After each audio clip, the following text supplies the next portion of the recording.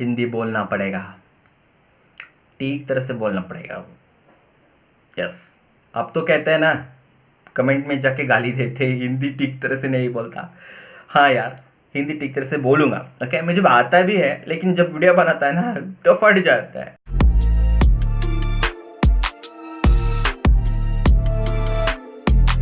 दोस्तों, भारत में 80% 80% लोग जो है ना अपनी ज़िंदगी में बस एक बार घर बनाते हैं, मतलब बार बार नहीं बनाते हैं।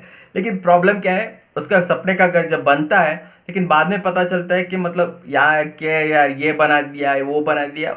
बहुत लोग में जो 80% लोग हैं ना, उसमें से आधा लोग तो कंप्लेंट करते रहते हैं कि हमारा कॉन्ट्रैक्टर ने ये नहीं किया, हमें ये नहीं करवाना था। डेफिनेटली ये चीज़ अपने ज़िंदगी में होता रहता है, बहुत लोगों का ज़िंदगी में हुआ होगा, आपको भी पता है और मुझे भी पता है।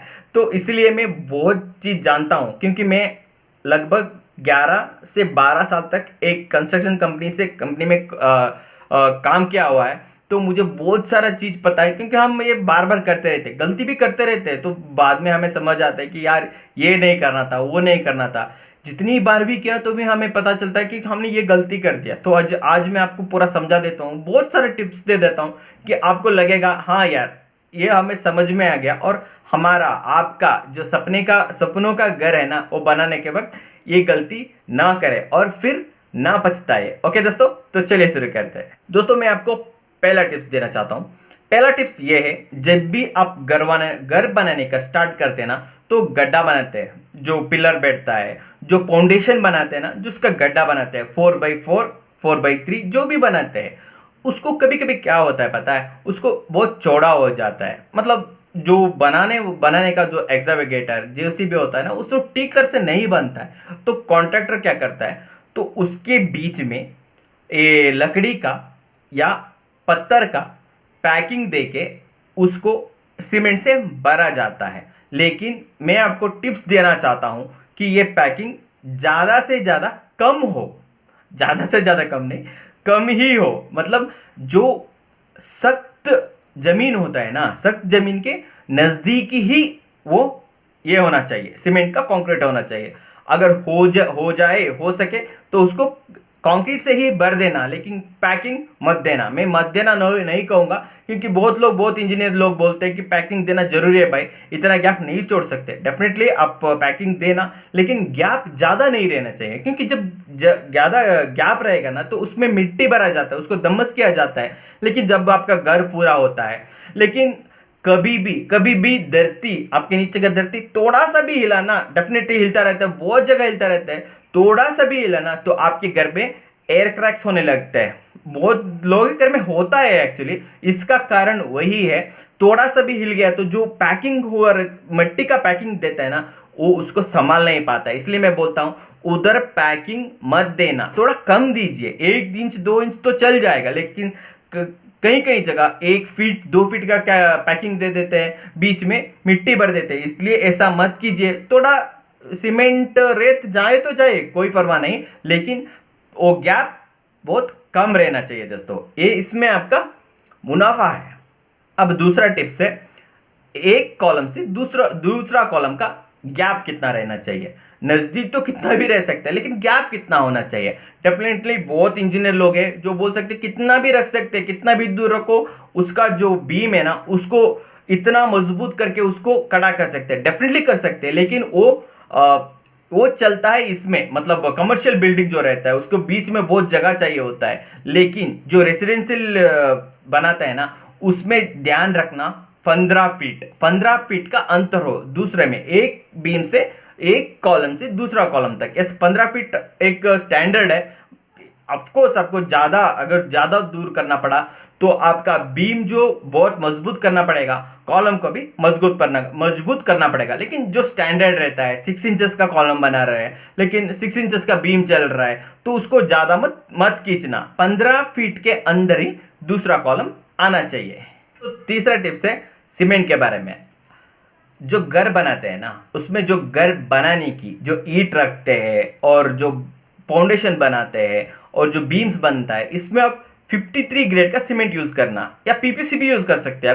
अभी नया आया हुआ है ना पीपीसी, है ना, तो पीपीसी भी यूज करते हैं। लेकिन कहीं भी 43 ग्रेड का सीमेंट यूज मत कीजिए। 43 ग्रेड बस प्लास्टरिंग के लिए यूज कीजिए, प्लास्टरिंग या छोटा मोटा कुछ बनाना है तो उसके लिए यूज करिए, लेकिन जो भी मेन कंस्ट्रक्शन होता है उसको 53 ग्रेड या पीपीसी भी यूज कर सकते हैं, लेकिन 43 ग्रेड को इसमें यूज मत कीजिए। इससे आपका घर में एयर क्रैक्स आने की बहुत संभावना है। दोस्तों अब नेक्स्ट टिप्स के बारे में बात करते हैं। देखिए अब एक घर बन रहा है तो उसमें बहुत सारा काम रहता है, स्पेशली मोल्ड। जब मोल्ड बनता है ना उसके बारे में मैं एक टिप्स देना चाहता हूँ। जब मोल्ड बनता है तो क्या क्या काम रहता है? सेंटरिंग का काम रहता है, कंबी का काम रहता है, फिर इलेक्ट्रिकल का काम, और लास्ट में रहता है सीमेंट कंक्रीटिंग। चारों कामों में एक दिन का अंतर होना चाहिए, डेफिनेटली एक दिन का अंतर होना चाहिए। ऐसे ही करके चलिए, क्योंकि क्या होता है कभी कभी क्या होता है ना, एक गैप नहीं रहता है। कभी कभी क्या बोलता है कि कंबी करने वाला, टीएमटी करने वाला, नहीं तो इलेक्ट्रिकल वाला क्या बोलता है, आज नहीं आ पा रहा हूँ, कल जो कंबी बनता है उसकी टाइम पे आके कर दूंगा। ऐसे मत कीजिए, ये हरी भरी का काम है ना, कभी ठीक नहीं होता है। इसमें नुकसान ही बहुत है। ये अर्जेंट में बहुत नुकसान कर देते हैं, ठीक तरह से काम नहीं करते, इसलिए और गैप हो गए तो भी चलेगा। तो आप हर काम के बीच में एक दिन का गैप देना जरूरी है, ऐसे ही अच्छा काम बनता है। दोस्तों नेक्स्ट टिप, दोस्तों एक आदमी के लिए जैसे खाना इंपॉर्टेंट है, ऐसे पानी भी बहुत इंपॉर्टेंट है, ये भी आपको पता है। जैसे ही एक बिल्डिंग को क्यूरिंग बहुत इंपॉर्टेंट होता है। हर बिल्डिंग में जब भी आपका बन रहा है तो 2 to 3 टाइम क्यूरिंग बनता ही बनता है, लेकिन जब मोल्ड बनता है उसके ऊपर पाती बनाना पड़ता है। जब मोल्ड रेडी होता है तो उसके ऊपर पानी ठहरा जाता है। इस पानी को आपको भरता रहना पड़ेगा, कभी भी कम होने नहीं देना पड़ेगा। इसको आप 8 से 10 दिन तक चलाना, लेकिन 10 दिन के बाद इसको पानी रखना इतना नहीं है, मतलब आवश्यकता नहीं है। लेकिन ज़्यादा पानी अगर तो पाची बन जाएगा, इसलिए आप उसको छोड़ देना। लेकिन कंस्ट्रक्शन के बीच के जो गैप रहता है ना उसको 28 डेज रखना बहुत जरूरी है। अगर आप मोल्ड बना दिया तो उसको ऊपर आप फिर से बनाने के लिए जरूर 28 डेज का गैप होना चाहिए, लेकिन ये गैप नहीं रखते लोग। फिर भी आपको क्यूरिंग तो ज्ञान रखना पड़ेगा, उसको 10 दिन क्यूरिंग देना जरूरी है। दोस्तों अगली टिप्स है वॉल्स के बारे में। अब बाहर का वॉल 8 इंच हो 10 इंच हो चलेगा, भीतर का वॉल जो है ना, आपको जो बाहर में यूज किया वही ब्रिक्स यूज करना की जरूरत नहीं है। आप 6 इंचेस भी बना सकते हो, 4 इंचेस से भी बना सकते हो दोस्तों, वो भी अच्छा रहता है। लेकिन 4 इंचेस का बना दिया तो आपको चिकन मेश डालना पड़ेगा। चिकन मेश डालने से वो जो 4 इंचेस का गैप ये रहता है ना, वॉल जो रहता है वो भी स्ट्रेंथन हो जाएगा। चिकन मेश डाल के उसके ऊपर प्लास्टरिंग बनाना पड़ेगा। आप बोल दो, आपका जो मिस्त्री है कर देगा दोस्तों। तो इसलिए मैं बोल रहा हूँ, इससे कॉस्ट कटिंग बहुत हो जाएगा। आपका जो बाहर में उतना बड़ा बड़ा ब्लॉक्स अंदर यूज करने की जरूरत नहीं है दोस्तों नेक्स्ट टिप्स है यूटिलिटी। हर एक घर में वो छोटा हो या बड़ा हो, यूटिलिटी होना बहुत जरूरी है। कुछ लोग सोचते हैं कि बाथरूम है भाई उसमें चला लेंगे, यूटिलिटी नहीं चाहिए। मत ऐसे नहीं कीजिए। यूटिलिटी जो छोटा भी चलेगा एक जगह बना दीजिए। यूटिलिटी मतलब जो लेडीज लोग रहता है ना, वो कपड़े धोने के लिए, बर्तन धोने के लिए यूज करते हैं, उसको उधर रेडी करना ही पड़ेगा, क्योंकि यूटिलिटी बहुत इंपॉर्टेंट चीज है जो लेडीज लोग को बहुत बहुत सहायता होती है दोस्तों। तो नेक्स्ट है वाटर प्रूफिंग। दोस्तों बिल्डिंग के कंस्ट्रक्शन में बहुत वाटर प्रूफिंग डाल के पैसा बर्बाद मत कीजिए, जिससे कोई फर्क नहीं पड़ता है। बारिश में बहुत बारिश आ गई तो डेफिनेटली कभी कभी पानी अंदर आ जाता है। अगर ठीक तरह से प्लास्टरिंग किया तो पानी अंदर नहीं आएगा। इसमें प्लास्टरिंग का कोई हाथ नहीं है। प्लास्टरिंग ओनली मोल्ड में यूज कीजिए। 5 बैग सीमेंट में 1 लीटर प्लास्टर ये जो वाटर प्रूफिंग रहता है वो डालना पड़ता है। फिर जो मोल्ड कंप्लीट हो जाता है तो उसके बाद जो क्रीम जैसा एक वाटर प्रूफिंग आता है, क्रीम जैसा रहता है सीमेंट के जैसा, उसको भी ऊपर में एक कोट लगा दीजिए। इससे आपका पूरा वाटर प्रूफिंग हो जाएगा दोस्तों। नेक्स्ट है मैन होल। एक घर में एक मैन होल चलेगा, अगर नहीं हो तो भी चलेगा, लेकिन 2-3 मैन होल बनाना ये अनावश्यक है दोस्तों। इससे बहुत मुश्किल हो जाता है। कभी कभी जो ब्लॉकेज हो जाता है तो उससे अब कितना भी उसको टाइट से करो उससे पानी बाहर निकलता है, बहुत मेश हो जाता है, स्मेल आने लगता है। इसलिए मैन होल नहीं हुआ तो चलेगा, लेकिन कम रखिए। 2-3 मैन होल मत बनाइए। एटलीस्ट एक घर में एक मैन होल ठीक है, फिर भी नहीं रहा तो भी चलेगा। रिवर्स वॉल भी लगा के आप काम चला सकते हैं दोस्तों अब प्लम्बिंग के बारे में 2-3 टिप्स देता हूँ। पहले है ना हैंड वॉश कोई भी आदमी छोटा हैंड वॉश मत यूज कीजिए। जगह है भाई, थोड़ा बाथरूम में थोड़ा जगह है तो इधर एक छोटा सा हैंड वॉश डाल देते हैं, नहीं ऐसा मत कीजिए। अब हैंड वॉश डाला नहीं डाला तो भी चलेगा, लेकिन हैंड वॉश मत डालिए। डालना है तो मीडियम या बड़ा हैंड वॉश डाल दीजिए। क्यों नहीं डालना चाहिए? क्योंकि जो छोटा हैंड वॉश डालते हैं ना, वो मतलब नॉन यूजेबल है, नॉन यूजेबल बोल सकते हो उसको। जो जब भी आप उसमें हाथ धोएंगे, आपका चेहरा धोओगे, तो पूरा पानी आपके सर ये शर्ट पे गिर जाता है, फर्श पे गिर जाता है, आपके पैर पे गिर जाता है, तो मतलब वर्ती नहीं है। छोटा हैंड वॉश डालना वर्ती नहीं है, तो इसको नहीं डलवा तो ही अच्छा है दोस्तों। नेक्स्ट है कनेक्शन पाइप, जो इधर दिखा रहा हो ना। कनेक्शन पाइप अच्छा क्वालिटी का होना चाहिए विथ वॉशर। याद रखिए, अच्छा क्वालिटी का और मीडियम क्वालिटी का बीच में 20-30 रुपए का फर्क रहता है, लेकिन अच्छा क्वालिटी का डालने से लीकेज नहीं होता है दोस्तों। और याद रखिए, ये कनेक्शन पाइप कहीं कहाँ कहाँ बैठता है, हैंड वॉश में बैठता है, और गीजर में बैठता है, कमोड में बैठता है। तो जहां भी लगाए उधर गैप होना चाहिए, मतलब जहां फिट कर देना उसको, उधर आपका हाथ जाना चाहिए, एक रिंच जाना चाहिए, एक स्पैनर जाना चाहिए, इतना गैप रहना चाहिए। आप देखना, जब भी बिठाते हो उसको देखना कि इधर गैप होना चाहिए भाई। अगर नहीं है तो उसको हटा के थोड़ा गैप करके बनाइए, क्योंकि फ्यूचर में जब भी उधर लीक होने लगता है तो आपको उसको टाइट करने में बहुत दिक्कत होता है, अगर उधर गैप नहीं रहा तो। अगर गैप रहता तो आप आराम से उसको निकाल सकते हैं, रिप्लेस कर सकते हैं दोस्तों। इसलिए बोलता हूँ अच्छा क्वालिटी का यूज करना, और उसमें वॉशर तो जरूर यूज करना, लेकिन गैप भी रखना। और अगर कोई प्लम्बर आता है, फिटिंग करता है और लीक हो रहा है, वो बोलता है छोड़ो भाई, जोड़ो सर, 2-3 दिन में ठीक हो जाएगा, नहीं ऐसा नहीं होता है। एक टिक का काम करता हो तो कोई भी लीकेज नहीं होता, तो उसको बोलना नहीं यार इसका वॉशर चेंज करो, नहीं तो पूरा पाइप को चेंज करो। चेंज करके अच्छा सा पाइप डलवा लो दोस्तों। तो नेक्स्ट टिप्स है, बाथरूम से जो फिटिंग जाता है, प्लम्बिंग का जो पाइप जाता है, उसमें एयर वेंट डालना बहुत जरूरी है।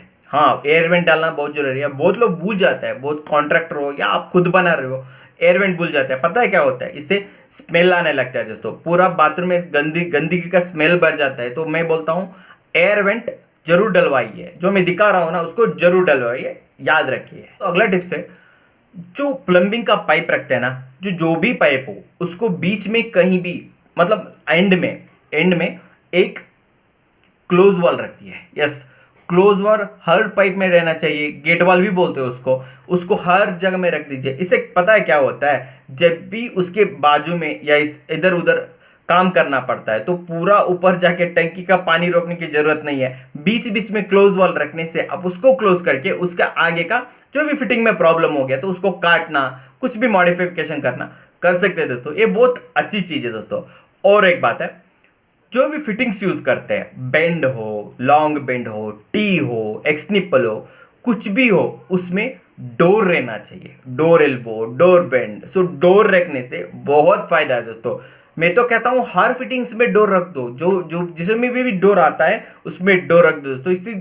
इसमें फ्यूचर में जब भी लीकेज होता है तो आपको पूरा फिटिंग काटने की जरूरत नहीं पड़ती। जस्ट डोर निकालो, उसको क्लीन करो, जो भी ब्लॉकेज है उसको क्लियर करो, आप यूज करो। तो इसलिए मैं बोलता हूँ डोर फिटिंग्स जरूर यूज कीजिए दोस्तों। नेक्स्ट स्टेप, पिट। जो भी सीवेज का सिस्टम नहीं है, बहुत लेआउट में सीवेज का सिस्टम नहीं रहता है, जो पिट खोलना चाहते हैं उसको 3 फीट चौड़ा और 8 फीट अंदर, क्या बोलते हैं उसको, 3 फीट विड्थ और 8 फीट का डेप्थ रहना चाहिए, मतलब 8 फीट अंदर जाना चाहिए। इससे कम बात रखना, क्योंकि अगर जिस एक चार लोगों का फैमिली हो तो भी उसको 2-3 साल चलाने के लिए आपको 8 फीट रहना चाहिए। अगर कम बना दोगे, 6 फीट 5 फीट बना दोगे, तो हर एक साल उसको क्लीन करवाना पड़ता है और स्मेल भी आ जाएगा। इसलिए मैं बोलता हूँ 8 फीट अंदर जाना चाहिए और 3 फीट चौड़ा रहना चाहिए। और एयर वेंट लगाना मत भूलिए, इसमें भी एयर वेंट लगाना है दोस्तों। ठीक है, जो भी वॉशरूम में, बाथरूम में शावर नहीं नहीं करता है, वो मिक्सर मत लगाए। यस, मिक्सर बहुत कॉस्टली रहता है। अगर आप शावर यूज ही नहीं करो तो मिक्सर की क्या जरूरत। आप एक काम करिए, एक हॉट वाटर, एक मतलब नॉर्मल वाटर का टैप लगा दीजिए, बहुत सारा कॉस्ट कटिंग हो जाएगा दोस्तों। ये पुश वॉल, बहुत लोग पुश वॉल को यूज करते हैं दोस्तों, मैं पुश वॉल को रेकमेंड नहीं करता हूँ। मामूली टैंक वाला जो कंबाइंड आता है ना, कंबाइंड टैंक वाला यूज करिए। पुश वॉल से बहुत पानी बर्बाद हो जाता है। वैसा ही नहीं, पुश वॉल बहुत कॉस्टली भी रहता है और उसका रिपेयर भी, यस रिपेयर उतना आता नहीं, फिर भी जब रिपेयर आ जाएगा ना तो बहुत खर्चा हो जाएगा दोस्तों। एल्पा सेट जो जेट बोलते हैं ना, जेट अच्छा क्वालिटी का होना चाहिए डेफिनेटली। इसमें आप कंजूसी मत करिए ही मत, क्योंकि 200-300 रुपए एक्स्ट्रा खर्च करके, या कम में भी मिल सकता है, 100-150 में भी मिलता है, लेकिन वो उतना अच्छा क्वालिटी का नहीं रहता है। आप ब्रास का लेके आइए, मेरा मानिए ब्रास का लेके आइए, 500-600 रुपये में मिल जाएगा, लेकिन ये बहुत लंबा आता है, कभी लंबा चलता है और कभी लीकेज नहीं होता। आप 10 नॉर्मल लेके आके उस पर पैसा बर्बाद करने से अच्छा है आप एक अच्छा वाला लेके आइए, एल्पा सेट। याद रखिए, जो जेट रहता है उसको अच्छा रहना चाहिए, ब्रास का हो तो सुपर है। और दोस्तों बाथरूम में जो टाइल्स लगा होता है फर्श पे, उसको याद रखना परफेक्ट वाटा मिले, स्लोप मिले। स्लोप से क्या होता है कि पानी है ना ठीक तरह से चला जाता है। अगर आप इसका ध्यान नहीं रखा तो पानी इधर उधर थोड़ा थोड़ा रह जाएगा। तो इसलिए जब भी बाथरूम का जो फर्श रेडी हो जाता है तो उसके ऊपर पानी डाल के देखिए कि पानी ठीक तरह से बाहर जा रहा है या नहीं जा रहा है दोस्तों। नेक्स्ट टिप्स है फ्लोरिंग के बारे में। फ्लोरिंग टाइल्स जो है ना 2x2 यूजुअली सभी लगा देते हैं, लेकिन ये बोरिंग हो गया है, पुराना हो गया है, अभी मस्त मस्त आने लगा है 2x4, 3x6, 4x8 भी आने लगे हैं। तो दोस्तों ऐसा टाइल्स को यूज करो, और उसमें भी फिनिशिंग जो होता है ना, जो ग्रेनाइट का जो दिखता है ना वो यूज करो। पूरा घर ऐसा लगेगा कि जैसे ग्रेनाइट लगा दिया, और दिखने में भी बहुत सुंदर रहता है और जल्दी भी काम हो जाता है, और ग्रोटिंग लगाने की जरूरत भी नहीं पड़ता है दोस्तों। ग्रोटिंग के बारे में बात आ गया तो बोल देता हूँ, ग्रोटिंग मत लगाओ। यस, मैं रेकमेंड करता हूँ आप पेपर जॉइंट पे जाओ, ग्रोटिंग मत लगाओ, क्योंकि ग्रोटिंग लगाने से अब तो सुंदर दिखेगा, लेकिन 1 साल जाते ही आपका ग्रोटिंग ऐसा होने लगता है, बहुत खराब दिखने लगता है। लेकिन ऐसा खराब ग्रोटिंग लगाने से अच्छा है आप ग्रोटिंग लगाओ ही मत, पेपर जॉइंट पे जाओ। अगर ग्रोटिंग लगाना ही है तो वाटर प्रूफिंग और बहुत कॉस्टली वाला ग्रोटिंग आता है, कॉस्टली वाला अगर आप हो सके तो वो लगा दीजिए, वो चलेगा, उसका कुछ नहीं होगा, गंदगी नहीं होगा। लेकिन आप कम वाला ग्रोटिंग लगाओगे, नहीं तो व्हाइट सीमेंट लगाओगे, रेड ऑक्साइड लगाओगे, तो वो बाद में वो निकल जाएगा, बहुत गंदे लगेगा दोस्तों। अब टाइल्स का जब जॉइंट के बारे में बात आ गया तो बोल देता हूँ, अगर आप पेपर जॉइंट भी करोगे ना, उसके बीच में थोड़ा सा भी एक हल्का सा गैप रहता है। और जो टाइल्स वाला क्या करता है पता है, उसको उसके बीच में जो कलर रहता है उसका व्हाइट सीमेंट हो, व्हाइट हो तो व्हाइट सीमेंट, नहीं तो रेड ऑक्साइड कुछ भी क्रीम करके उसके अंदर लगा देता है, लेकिन ये भी क्रीम हट जाता है दोस्तों। इसके लिए आपको क्या करना पड़ा है, पहले जो पाउडर रहता है, लाइक तो मतलब व्हाइट टाइल्स लगाओ तो व्हाइट सीमेंट, नहीं तो रेड सीमेंट तो रेड ऑक्साइड का जो पाउडर रहता है ना, पाउडर को पूरा बिछाना पड़ेगा, और उसको या पट्टी ब्लेड या क्या बोलते हैं उसको, ब्रूम से उसको पूरा हिलाना पड़ेगा। और ये ध्यान रखना पड़ेगा जो गैप है ना उसमें वो पाउडर भर जाए, भरने के बाद उसको क्रीम लगा के उसके ऊपर करें दोस्तों। इससे क्या होता है कि वो कभी हटता नहीं है, जो फिल है ना वो ठीक तरह से रहता है दोस्तों, और अच्छा भी दिखता है दोस्तों। जब भी टाइल्स लगता है घर में तो आपको एक काम करना पड़ेगा, एक स्क्रू ड्राइवर लीजिए, उसके ऊपर मारिए, उसके ऊपर से हल्का सा आवाज आ रहा है तो चलेगा, लेकिन उसके ऊपर से उसके अंदर बहुत जोर से साउंड आ रहा है तो उसको मतलब उसके अंदर जो सीमेंट है, मतलब कुछ भी डाला हुआ है तो वो कम डाला हुआ है, तो उसको बोलिए ये निकालो भाई, इसके पूरा जो सीमेंट है उसको भर देना, फिर इसको लगा दीजिए। उसके ऊपर मारने से कुछ साउंड नहीं आना चाहिए, हल्के हल्के सा तो चलेगा, लेकिन जो डब डब करके साउंड आता है ना, सो ऐसा नहीं आना चाहिए। इससे क्या होता है ना, बाद में नेक्स्ट में जो जो फ्यूचर में अगर आप उसके ऊपर चलने लगोगे तो वो लूज हो जाता है, कभी कभी फटने का भी चांसेस है दोस्तों। तो अभी नेक्स्ट टिप्स है संप के बारे में। आपको जो घर का वाटर का पानी का संप रहता है ना, उसको व्हाइट कलर का टाइल्स लगा दीजिए दोस्तों। यस, ऐसे ही मत छोड़िए, व्हाइट कलर का टाइल्स लगा दीजिए, इससे बहुत मुनाफा है। आपका टाइल्स जब भी ये हो जाएगा, मतलब गंदा हो जाएगा, आपको पता चलेगा कि कितना गंदा हुआ है, और पानी में कुछ लीकेज वगैरह है तो वो भी पता चलेगा कि पानी कितना लेवल से नीचे गया है। तो पूरा मेंटेनेंस के लिए आपको टाइल्स लगाना जरूरी है, और वो भी व्हाइट टाइल्स दोस्तों। और अभी संप का बात आ ही गया तो और भी एक टिप्स दे देता हूँ। संप में आपको ये लगाना पड़ेगा, स्टेप्स लगाना पड़ेगा, यस बेशक लगाना पड़ेगा, इस नहीं लगे तो बहुत मुश्किल आ जाएगा। लेग्स वो भी एक 2 फीट में, यस 2 फीट में एक लगा दीजिए तो नीचे उतरने का और चढ़ने के लिए बहुत अच्छा रहता है दोस्तों। और नेक्स्ट इसी के बारे में और एक टिप्स दे देता हूँ। जो भी संप का जो कैप रहता है ना, यस कैप रहता है, वो 2 फीट बाई 2 फीट रहता है। तो लोग क्या करते हैं कि 2 फीट बाई 2 फीट का गैप रख देते हैं। उससे क्या होता है, जो संप का कैप है ना पूरा अंदर चला जाता है, साइड में गैप रह जाता है। तो इसलिए मत कीजिए, उसको थोड़ा कम कर दीजिए। 1.8 इंच, 1 फीट और 8 इंच करने से ठीक हो जाएगा। और एक टिप्स है, जो भी सम कैप है ना, आपको ये अभी भी नया आ रहा है, मतलब क्या बोलते हैं उसको, प्लास्टिक का आ रहा है, तो प्लास्टिक का सम कैप मत खरीदे। वो दुकानदार बोलेगा इसमें 5 टन भी चला दो, कार चला दो, कुछ नहीं हो जाएगा। पक्का उसमें कार चलो कुछ नहीं हो जाएगा। उसको जो हिंजेस है ना, हिंजेस वो टूट जाएगा दोस्तों। थोड़ा सा भी आप पैर भी रख दो, जो हिंजेस टूट जाएगा। जब आप ओपन करते हो तो उल्टा कर दे तो आप उसके ऊपर पैर भी रखते तो हिंजेस टूट जाता है, पूरा वो कैप ही चेंज करना पड़ता है। इससे इससे इससे अच्छा है आप स्टील के बनाओ, जो सिल्वर का आता है सिल्वर का बनाओ, अगर पैसा हो तो गोल्ड का बनाओ, कोई चलेगा, लेकिन प्लास्टिक का मत बनाओ दोस्तों। दोस्तों इस वीडियो का आखिरी टिप्स है, घर में कहीं भी गैप फिल करने के लिए रबर सीलेंट का यूज मत कीजिए दोस्तों। बहुत लोग यूज करते हैं, स्पेशली विंडोज और डोर का बाहर में जो गैप रहता है, वास्कल का गैप रहता है, उसको फिल करने के लिए रबर सीलेंट यूज करते हैं। इसको मत यूज कीजिए। पता है क्यों?